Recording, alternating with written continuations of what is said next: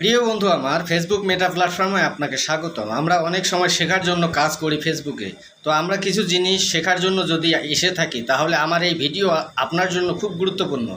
মনে রাখবেন প্রিয় বন্ধুরা, আমরা অনেক সময় লাইভ ভিডিওগুলোতে অংশগ্রহণ করি এবং অনেক ভিডিও আমরা শেয়ার করে থাকি।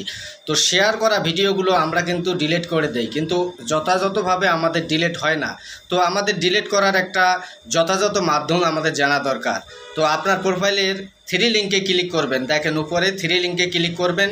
থ্রি লিঙ্কে ক্লিক করার পরে তারপর আপনার যে আর্কাইভ অপশন আসবে, এই আর্কাইভ অপশনে যাবেন।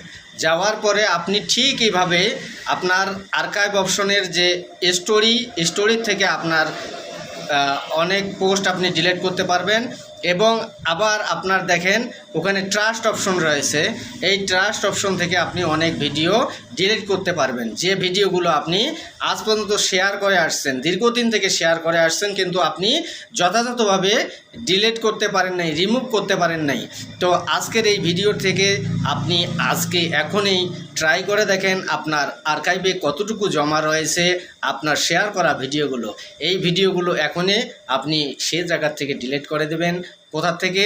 আর্কাইভ অপশন থেকে। আর ভিডিওটি ভালো লাগলে অবশ্যই শেয়ার করে দেবেন নতুন বন্ধুদের দেখার জন্য। সকলে ভালো থাকবেন।